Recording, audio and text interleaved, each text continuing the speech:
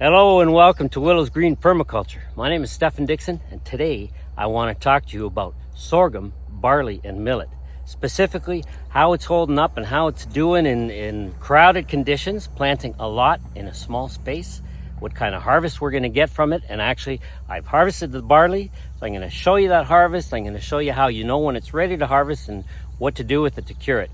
And I'm also going to show you, bring you around and show you how our grains in general fared after a huge wind and hailstorm, and then a few other things around the garden after that storm. So if this is something you're interested in, then let's get started.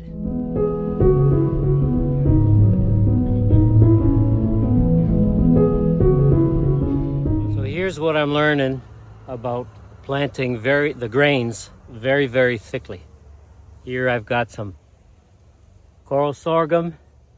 Over there, some popping sorghum, and then the lower stuff here, this is dwarf sorghum, and then mixed in with it is some foxtail millet, and then in front of it, well, there was some barley, which I've harvested a lot of today, and I harvested a lot of it about a week ago. But what I'm noticing about the barley and the foxtail millet, they both have a thinner stem and they fall over more easily. Whereas the dwarf sorghum, which is about the same height as the foxtail millet, as you can see right here, you can see there's some foxtail millet and there's some dwarf sorghum. They're about the same height. Some more foxtail millet and some more dwarf sorghum and a little bit of milkweed. So anyway, they're about the same height, but the dwarf sorghum is very stiff. It stays standing, at least so far, what I've noticed, as it develops its head. But the foxtail millet tends to fall over, and so did the barley. And so in the future, what I'm going to try next year is several rows of dwarf sorghum and foxtail millet interplanted. So foxtail millet, dwarf sorghum, foxtail millet, dwarf sorghum, foxtail millet in the same row.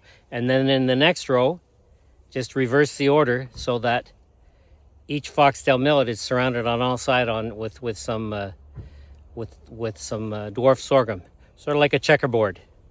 Let's say the white squares are the foxtail millet, and the black squares are the dwarf sorghum.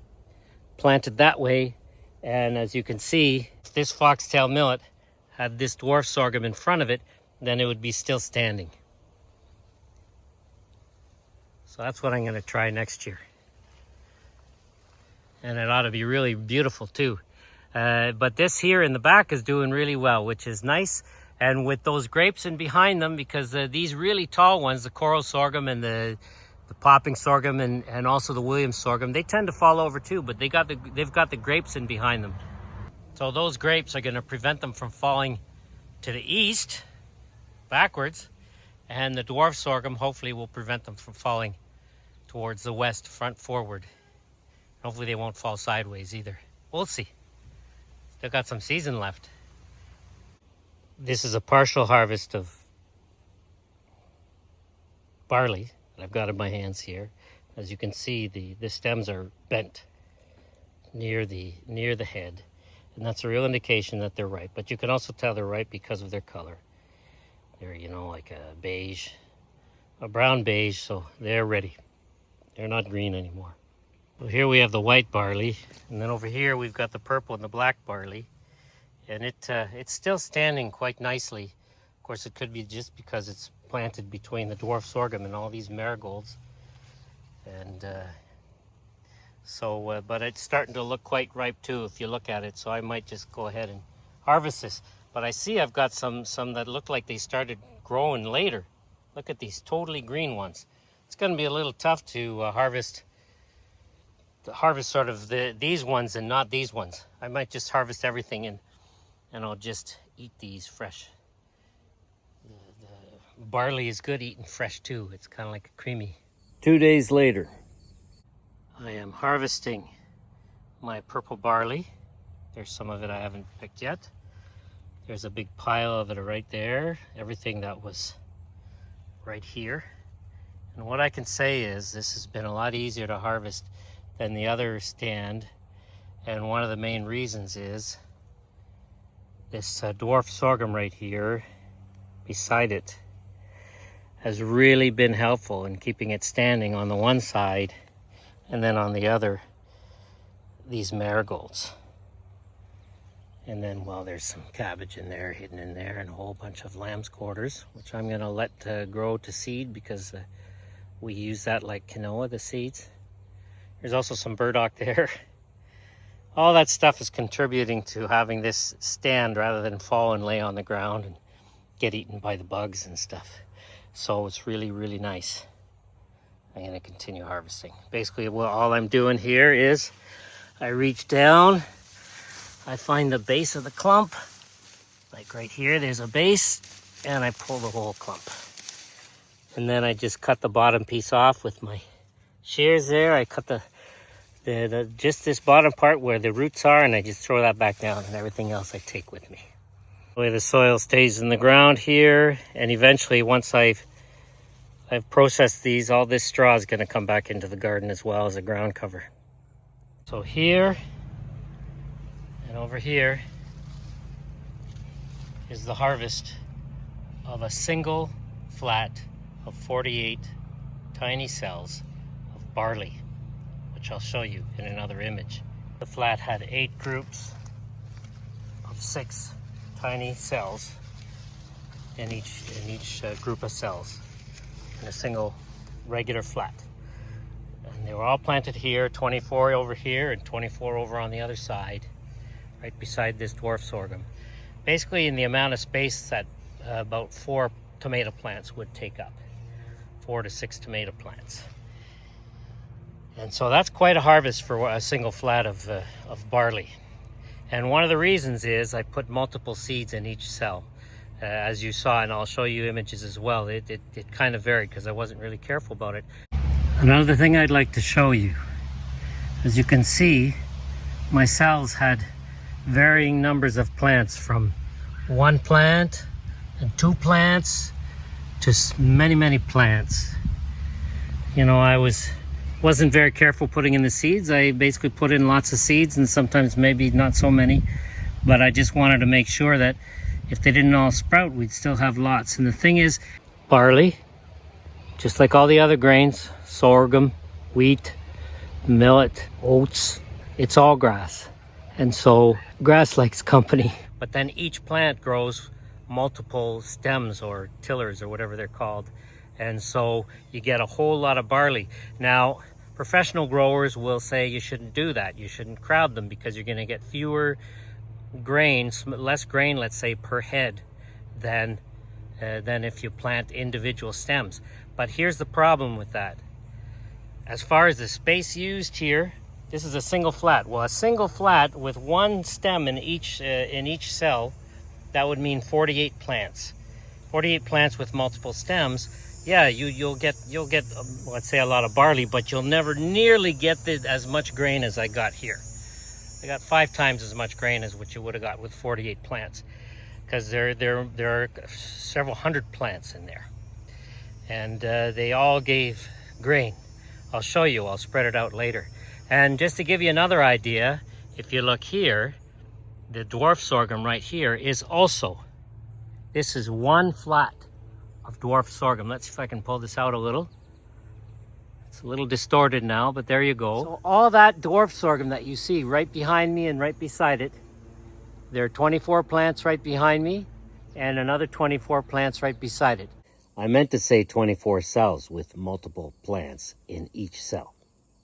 And I'll show you the image of that flat because I've got it. I took a screenshot of the video. If you want to check this out, when I transplanted these, it's the one about sorghum, where on the thumbnail it says no plant lives alone or something like that. I'll check it out. I've shown you a couple clips from that video, and here are a couple more. There is half a flat of barley. Here's the other half right there. Planted nice and close together, intensive planting in a small area, maybe 3 square feet, maybe a bit more. Looks really nice. It's going to look really nice when it's grown. Here's my dwarf sorghum. Looks a little small for my liking for transplanting, but if the roots are strong, I'm going to do it. So I'm going to have a look in a sec. The roots could be better, but I'm going to go ahead and plant these. This dwarf sorghum that's growing just in front of our peas that are all done, it's only just starting to form its heads. They're doing really well. Like I did for this pea section, I'm going to use the straw from the barley and also from the garlic and the vines from the peas to cover this up as a ground cover for now. Although those the bottoms of the plants are doing a pretty good job at covering part of the soil. I'm pretty happy with this because I never like how the garden looks when I harvest because it starts to look bare, but there's so much other stuff growing here. Let me pull back a little with the dwarf sorghum here and with the green cabbage and the marigolds and the catnip over there that you barely notice the whole. Because for me, gardening's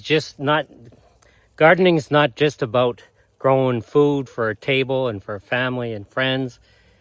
And it's not just about, feeding the wildlife and feeding nature around us. There's also, for me anyway, I feel like I'm a painter. It's artistic, it's aesthetic, and all the plants and so on. They're the paint, they're the colors and so on, and the wood chips and the straw and the mulch and all the rest of it. Those are like paint brushes. Those are like broad strokes. The plants are the fine strokes. Yeah, so that's part of the fun. How beautiful it looks and how beautiful it sounds with all the wildlife. So here it is, a wheelbarrow full of 48 cells of purple barley sown on May 5th. You can't see it all, but I'm going to bring it into the solarium. I'm going to put it on some shelves, and then you'll be able to see more of what's in here. But it's a really nice harvest for being a single flat. I got it all in the solarium here, and I'm going to start putting it onto these shelves here because Magalee's been working hard processing lots and lots of our garlic. She's cutting a lot of the extra stem off, and she's making wall decorations out of them so we can store them for a year. Got my 100 bulbs here that are ready for planting in the fall, and she's making decorations that look like this. Really beautiful. That will last until next July, unless we eat them first. All is all laid out. It's very dry here in the solarium, and they're right by the panels, the door panels. But I'm gonna have to keep a good close eye on it. Here's a whole bunch of barley that I had harvested several days ago that's now quite dry. I'm gonna keep a close eye on it because a lot of the stems, the lower parts of the stems are still green, and I don't want them to start going moldy on me or anything like that. So keep a close eye. If I have to take them outside, I will. I don't think I will have to though. And I'm avoiding putting them on those lower shelves, just too close to the ground in case we have little critters that ever come in here. Don't think we do anymore, but you never know. So these 9, 4 here, 3 there, and 2 there shelves of barley are from a single flat. And here are the remnants of the barley in its flats. This is the remnants of a single cell of barley with multiple seeds. I don't know how many plants there are in there, but for example, this looks like one plant. Look at how many stems there are in that one single plant. 1, 2, 3, 4, 5. Looks like there are about 5 stems there. There are multiple plants. I don't know how many stems there are there. Maybe 25 to 40 stems right here. So planting them crowded really works. So I just counted the stems. There are about 50 stems on here. I don't know how many individual plants, maybe about 8 or so. I'd have to pull the whole root ball apart to really distinguish how many individual plants are here.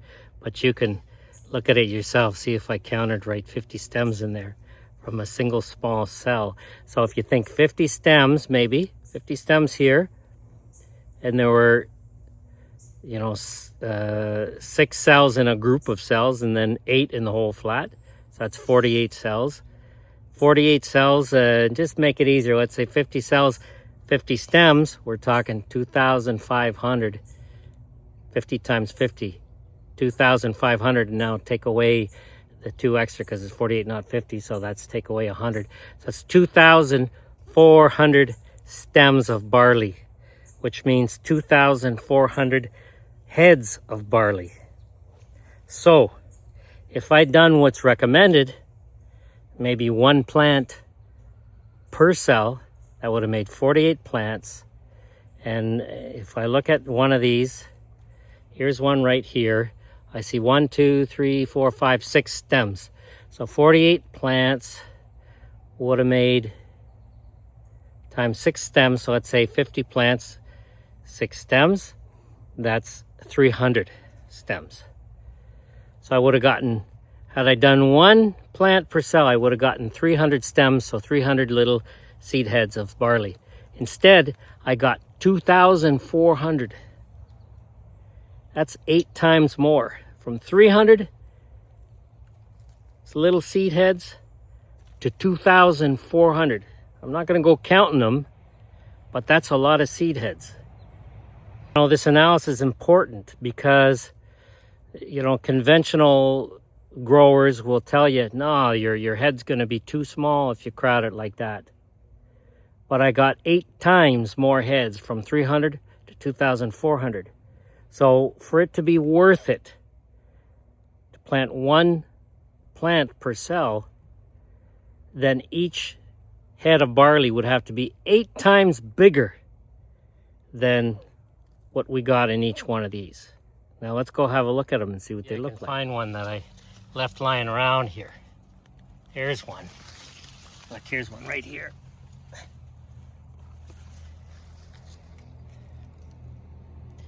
Say this is one of the smaller ones, but one way or another, even if the best ones were twice this size, which would be good, there's no way that they're going to be 8 times this size. And so I'd prefer to have 2,400 of them that are at least this size or a bit larger than just 300 that are twice the size, because I don't think you'd get anything any more than twice the size of this. So really worth it. And if it were twice the size, then it would be the equivalent of 600, which is still 1/4 of what I got, the 2,400. So you see, when you're planting grain, whether it's barley or whether it's sorghum or any other type of grain, remember, grain and grass, they're the same thing. It's grass, and grass likes to be crowded. You know, and actually grass, you know, people were, this summer, a lot of people were talking about drought. And, you know, I hear a lot of, you know, in the past, in my life, I've heard a lot of people complain about their grass being dead because there's no rain. But the thing is, it's not dead, it's just brown. You can't kill grass. Grass is one of the only things that you can leave that grass brown and crispy for a couple months if you get no rain, and then you get rain, it'll grow again. Unless, of course, you live in an arid area and you never get rain, or you only get it like once a year or something like that. Well, you're not going to be having grass in those places.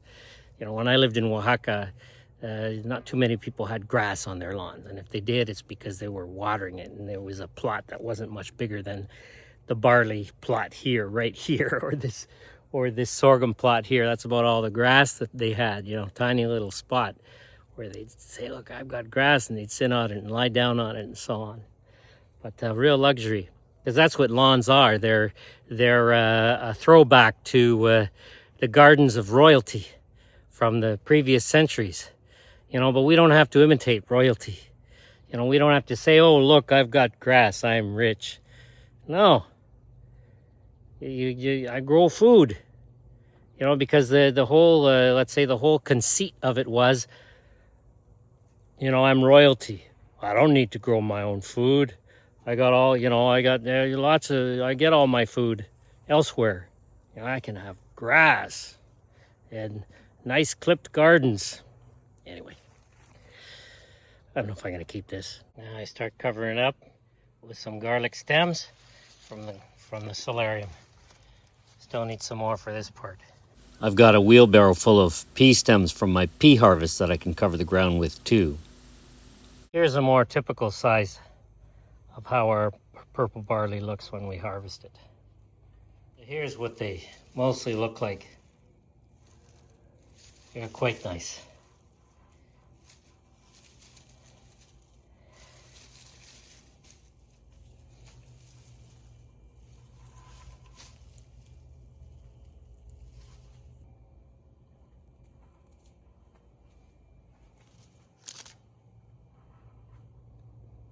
All done. These are pea vines, and that's garlic straw, or stems. The pea vines come from that. There are about half of the vines from those trellises there. Still got a lot more pea vines to come, but of course we need them as well to mulch at the base of the trellises.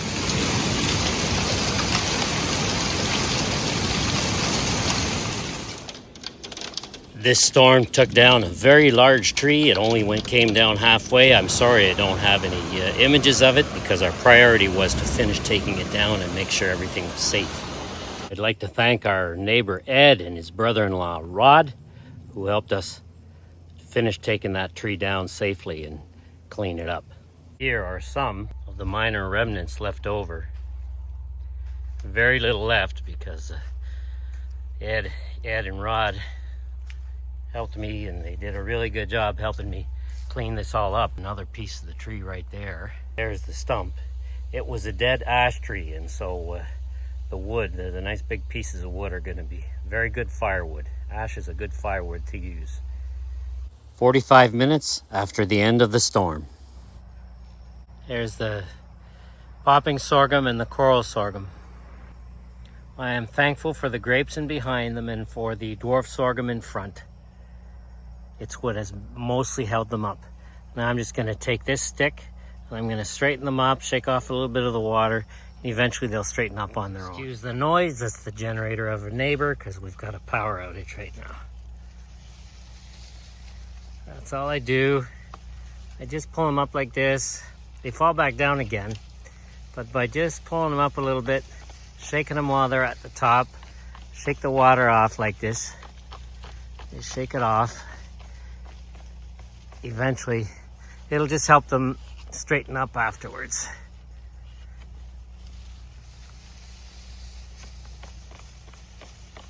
As you can see, the coral sorghum back here is much straighter up now, and the popping sorghum back here is still a little bit slanted, but much straighter than it was before. It's good this happens so that I can, because it reminds me to tell you that, for example, the popping sorghum is probably, of the sorghums, it's one of the, let's say, one of the thinnest stems. It's one of the, you might say, the flimsiest ones, the popping sorghum, and broomcorn is similar to that. And both of those sorghums are not syrup sorghum. The coral sorghum here and the Williams sorghum, which our Williams sorghum isn't as tall as this yet because I transplanted it much later. They have a much thicker stem and they're much more sturdy when it comes to wind and hail and all the rest. They don't fall over as easily. But the sturdiest would seem to me to be this dwarf sorghum right behind me here, because it's like nothing happened at all.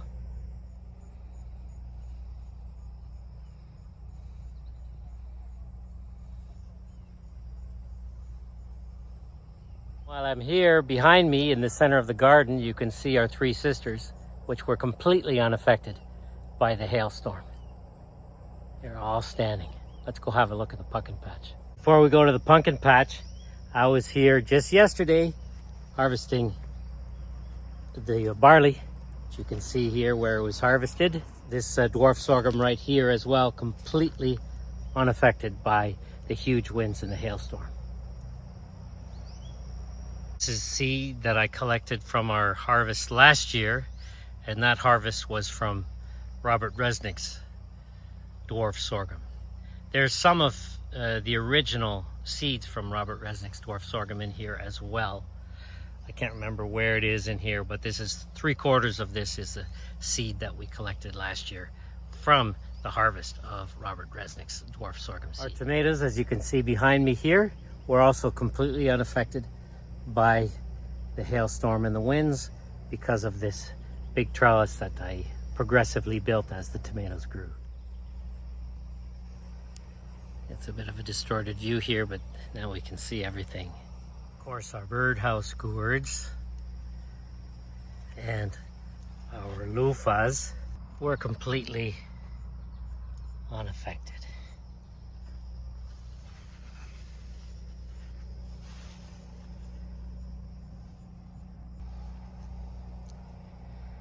Yeah, those birdhouse gourds.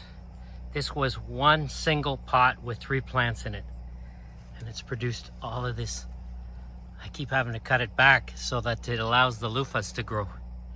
Closer view of the 3 sisters in the heart of our garden. The teepees really held everything firm. Corn tends to fall over when you've got strong winds. The winds brought down an early harvest of walnuts too. It's going to be, soon I'm going to have to do that video of how we cracked the walnuts when they finished ripening. Liam's sorghum is doing a little bit better. It's standing a bit straighter.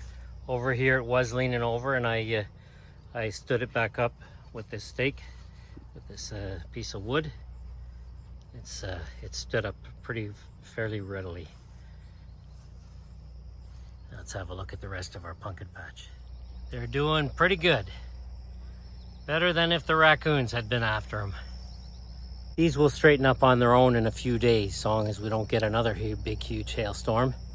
They weren't held up by the teepees. That was a section of the pumpkin patch, the south side, where I didn't put teepees to make sure enough sun got into the patch. Teepees are doing just fine with the corn hidden inside them. Our elderberry, which you can see behind me, from way over there on the left, all the way to way over there on the right. It withstood the hailstorm quite nicely. Looks like from the looks of it, we've got still at least a good 3 weeks before it's going to be ready. Last week of August, last couple days of August probably, unless it surprises me. Hasn't even started to turn color. Well, a few of them have started to turn color over on this end. A couple, I don't know if you can see them. Here's one over there, look. There we go. Those ones have started to turn color.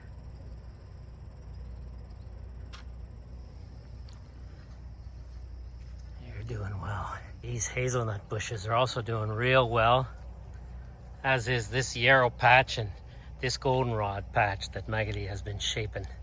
It's gonna start blooming pretty soon.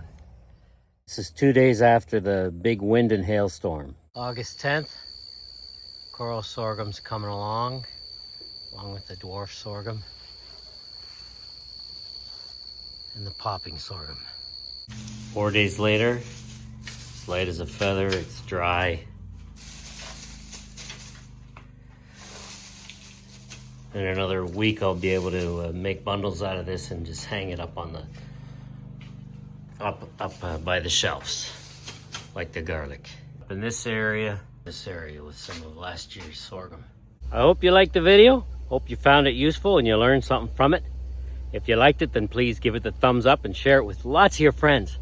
And if you got a comment or a question, as you know, I answer all your questions and respond to all your comments. And if you're interested in getting some help with your gardening, getting some coaching and some advice, well, I'm doing coaching now. Check out our website. You can see that in the description, willowsgreenpermaculture.com. You just look up in our seed catalog, there's an item called coaching, and there are several different, from 15 minutes to an hour and a half you can ask for. And I do it over the phone, over WhatsApp, anywhere in the world, or over, let's say, something like Zoom or Google Meet. And so we can be face to face, or if you're close by, then I can do it with you right on your property. Thank you very much for watching. Have a wonderful week, and we will see you next time.